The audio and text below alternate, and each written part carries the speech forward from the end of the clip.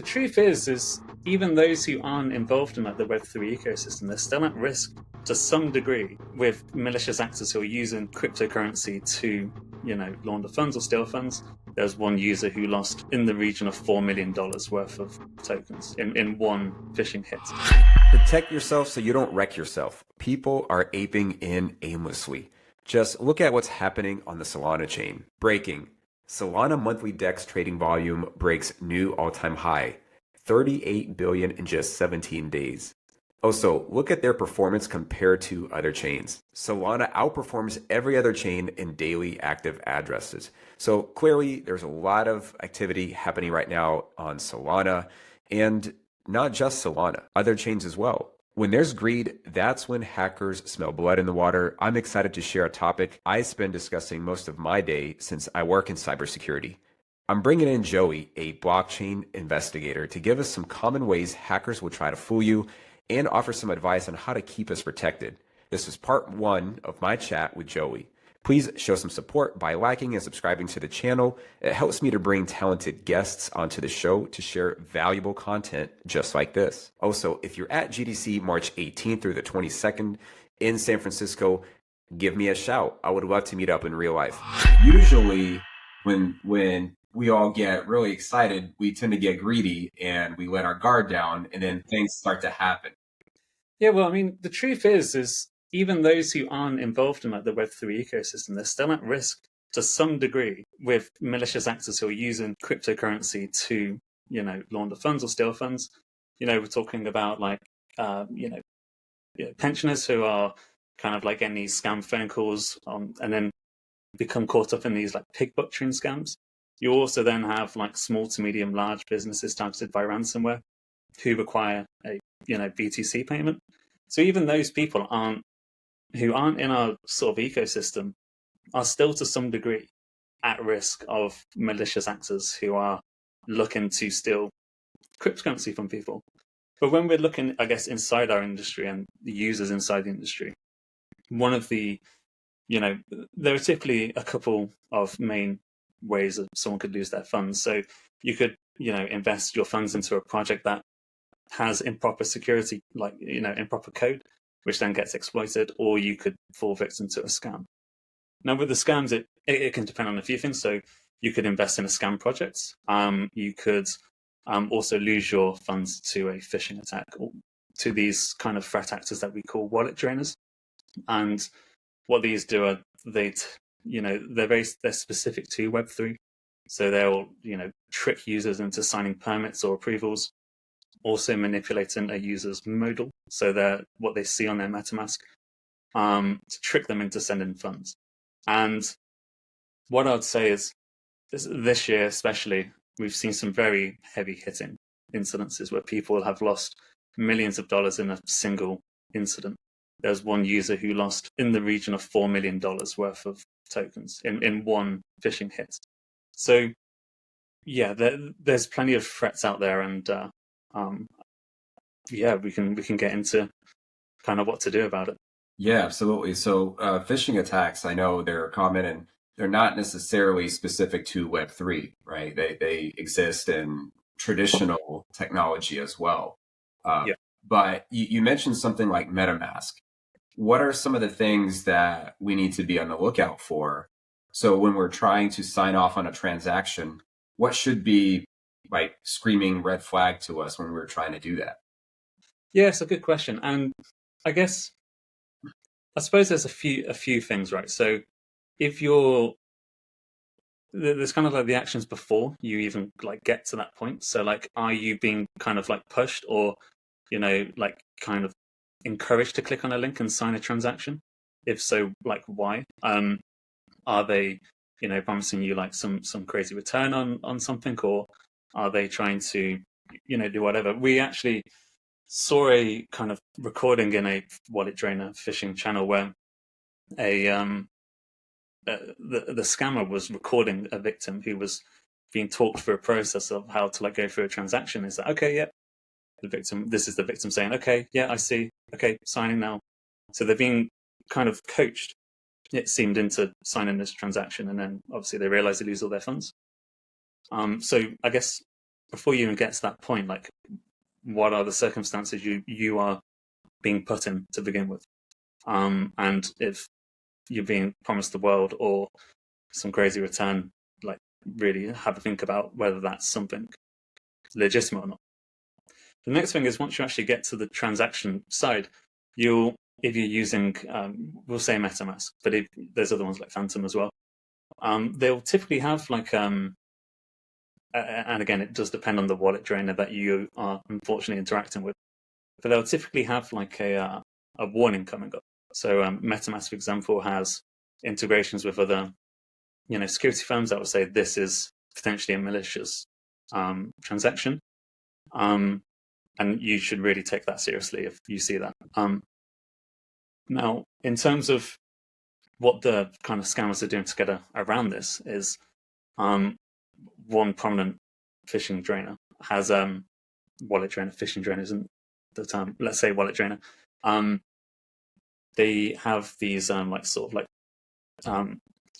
multi-sigs that they've incorporated into their scam, which gives the user kind of trust when they see that come through on their MetaMask. They'll also use they'll create a temporary address. So when you go and check the wallet that you are about to send, or the address you're about to send funds to, there won't be anything in that address. But as soon as you send funds, the funds will then get automatically sent to an address that the scammer controls. So I guess when it comes to how to protect yourself from that, using tools out there like Wallet Guard, Pocket Universe, these are companies that are aware of these sort of tactics, and they constantly update their product to mitigate against these risks. And that's kind of I suppose that's what I'd say there is having these kind of third-party tools definitely helps you. If you kind of know what you're doing, you can probably get away with not doing that, but I'd recommend it for the average user. So when let's say somebody gets caught in a net of phishing attacks, and are the funds typically drained right away, or is there a scenario where the scammer may sit on the possibility of draining the wallet until later on? Is that even possible, or does it need to happen during the transaction? Just trying to understand at what point can we say that the user is safe from that type of incident? Yeah, it's a good question. I mean, what I'd say is when you go through, I guess, like the actions, let's say you've clicked on everything that this wallet drainer has presented. What you have likely done is signed either a permit or an approval to tokens that you have in your wallet. Because what the wallet drainer does is it scans your wallet to see what you have, and then it'll kind of prioritize, your assets. So go, okay, well, they've got 3K USDT. We'll go for that first, and then maybe they got an NFT and some ETH. They'll go for that next. So if you are in a position where you've kind of clicked through all of this, the first thing you need to do really is make sure that you've revoked approvals to kind of anything. There are some, I think, issues with permit too that I'm not going to get into too deeply here. But that's really the main thing. In terms of would a scammer kind of sit on this? Probably not. Usually what will happen is the user will accidentally send a coin. So let's say it's Ethereum, they'll send ETH, and then they'll realize that they didn't mean to do that, right? And then they can, instead of let's say they're claiming an airdrop, the site might say 0.001 ETH to claim an airdrop or whatever. They'll then go to claim, but the drainer will suck out 2 ETH, whatever they have. And then they'll realize that's the error. And then they'll kind of they should disconnect their wallet to the website. So there's not really an incentive for the scammers to kind of sit on this. They'll just take as much as they can in that instant. And it's automated anyway. So this is typically an automated action. So they won't really kind of wait around on that. You mentioned airdrops, and right now it seems to be very popular. We had, a few airdrops just recently. We had the wormhole airdrop, and there's a lot more that a lot of people are excited about. What should people keep in mind as they're exploring these airdrops? Yes, it's a great questions. And one of the things that we see a lot are you'll typically see like these like fake Twitter accounts or X accounts mimicking these legitimate projects. But one thing they do to catch people out is, let's say, Blast or whatever, they do like a thread on how to claim an airdrop or whatever. Pick a project. You'll then have the scammer kind of like create a fake profile, but make it seem like it's like an additional tweet. So let's say, for example, the legitimate project, this would be like tweet 3, and it'd be their last legitimate tweet. They'll reply to that tweet with like tweet 4. Here's the link to like claim, and of course it's a wallet drainer. So like, I guess for users, just keeping like being aware of these types of like techniques that these scammers use to just get you onto the site are a big way in which you can just defend yourself against this kind of thing. For the users out there that may be newer, what can they do to protect themselves and just make sure that they're interacting with the correct smart contract? Yeah, so I think with CoinMarketCap and CoinGecko, there are some steps you need to take to get like your project listed on there. That's how I understand it. But yeah, when it comes to, I guess, like, are you interacting with like the correct contracts? You should go to those sites like CoinMarketCap, CoinGecko, other sites out there that list legitimate projects, and just make sure that you're interacting with like their website and their socials, and they should say on their socials what their contracts are. A risky move would be to like go to like DexScreen or whatever and kind of type in the project name, because you will likely get like a bunch. So that kind of thing, like trusted third party sites. Yeah, like I say, I do think there is a barrier of entry with like CoinMarketCap. You can't just list anything. I may be mistaken though, but I'm not too sure. It's possible just to list anything on there. Got it.